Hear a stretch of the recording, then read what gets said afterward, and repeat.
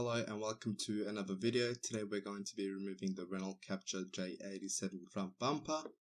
If you find this video helpful, you can show your support by subscribing to the channel. It means a great deal to me.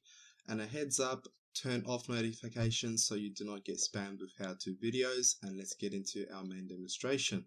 I like to start off on the sides of the front bumpers. We're going to gently pull off the guard flare. We're not going to completely remove it. It comes off quite easily.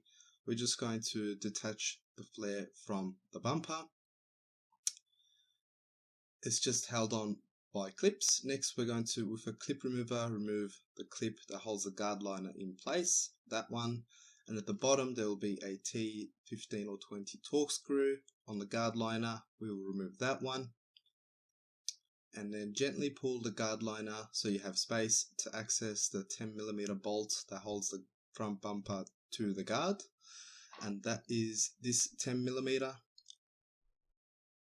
So go ahead and remove this bolt, and then once this is off you will see that you can pull the bumper and it'll detach from the guard and the vehicle on this side.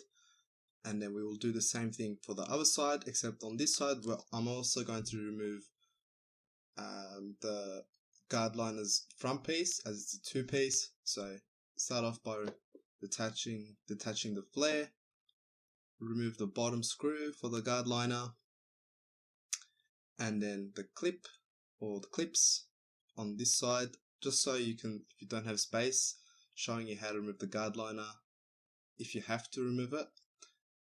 All these clips, and there's one clip to the bottom as well, and then the front piece of the guard liner will be off, so you'll have more space to remove the 10mm bolt.